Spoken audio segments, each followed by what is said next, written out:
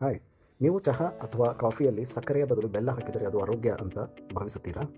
ಬಹಳ ಜನರು ಒಂದು ದೊಡ್ಡ ತಪ್ಪು ಕಲ್ಪನೆಯಲ್ಲಿದ್ದಾರೆ. ಸಕ್ಕರೆ ಕೆಟ್ಟದ್ದು, ಆದರೆ ಬೆಲ್ಲ ಒಳ್ಳೆಯದು ಎಂದು ಭಾವಿಸುತ್ತಾರೆ.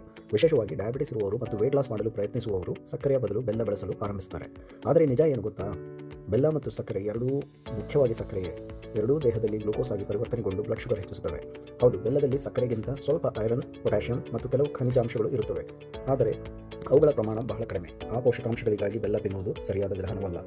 1 ಚಮಚ ಸಕ್ಕರೆ ಹಾಕಿದ ಚಹಾ ಮತ್ತು 1 ಚಮಚ ಬೆಲ್ಲ ಹಾಕಿದ ಚಹಾ ಎರಡರಲ್ಲೂ ಕ್ಯಾಲೋರೀಸ್ ಬಹುತೇಕ ಒಂದೇ ಇರುತ್ತದೆ. ಆದ್ದರಿಂದ ಡಯಾಬಿಟಿಸ್ ಇರುವವರು ನಾನು ಸಕ್ಕರೆ ಬಿಟ್ಟಿದ್ದೇನೆ, ಈಗ ಬೆಲ್ಲ ಮಾತ್ರ ಬಳಸುತ್ತೇನೆ ಎಂದುಕೊಂಡರೆ ಅದು ತಪ್ಪು ಭಾವನೆ. ವೇಟ್ ಲಾಸ್ ಮಾಡಲು ಬಯಸುವವರಿಗೂ ಇದೇ ನಿಯಮ ಅನ್ವಯಿಸುತ್ತದೆ. ಸಕ್ಕರೆ ಆಗಲಿ ಬೆಲ್ಲ ಆಗಲಿ ಹೆಚ್ಚು ಸೇವಿಸಿದರೆ ಕ್ಯಾಲೋರೀಸ್ ಹೆಚ್ಚುತ್ತವೆ ಮತ್ತು ತೂಕ ಇಳಿಸುವುದು ಕಷ್ಟವಾಗುತ್ತದೆ. ಹಾಗಾದರೆ ಏನು ಮಾಡಬೇಕು? ಸಾಧ್ಯವಾದರೆ ಟೀ ಅಥವಾ ಕಾಫಿಯನ್ನು ಸಕ್ಕರೆ ಇಲ್ಲದೆ ಕುಡಿಯುವ ಅಭ್ಯಾಸ ಬೆಳೆಸಿಕೊಳ್ಳಿ. ಆರಂಭದಲ್ಲಿ ಕಷ್ಟವಾಗಬಹುದು, ಆದರೆ 2-3 ವಾರಗಳಲ್ಲಿ ನಾಲಿಗೆ ಅದಕ್ಕೆ ಹೊಂದಿಕೊಳ್ಳುತ್ತದೆ. ಒಟ್ಟಾರೆ ಸಿಹಿಯ ಪ್ರಮಾಣವನ್ನು ಕಡಿಮೆ ಮಾಡುವುದು ಹೆಚ್ಚು ಮುಖ್ಯ. ನಿಮಗೆ ಡಯಾಬಿಟಿಸ್ ಅಥವಾ ತೂಕದ ಸಮಸ್ಯೆ ಇದ್ದರೆ ಸಕ್ಕರೆ ಮತ್ತು ಬೆಲ್ಲದ ನಡುವಿನ ಆಯ್ಕೆಯ ಬಗ್ಗೆ ಅಲ್ಲ, ಒಟ್ಟಾರೆ ಶುಗರ್ ಇಂಟೇಕ್ ಕಡಿಮೆ ಮಾಡುವ ಬಗ್ಗೆ ಯೋಚಿಸಿ. ಆರೋಗ್ಯದ ಬಗ್ಗೆ ಇರುವ ಇಂತಹ ತಪ್ಪು ಕಲ್ಪನೆಗಳನ್ನು ತಿಳಿಯಲು ನಮ್ಮ ಪುಟವನ್ನು ಫಾಲೋ ಮಾಡಿ.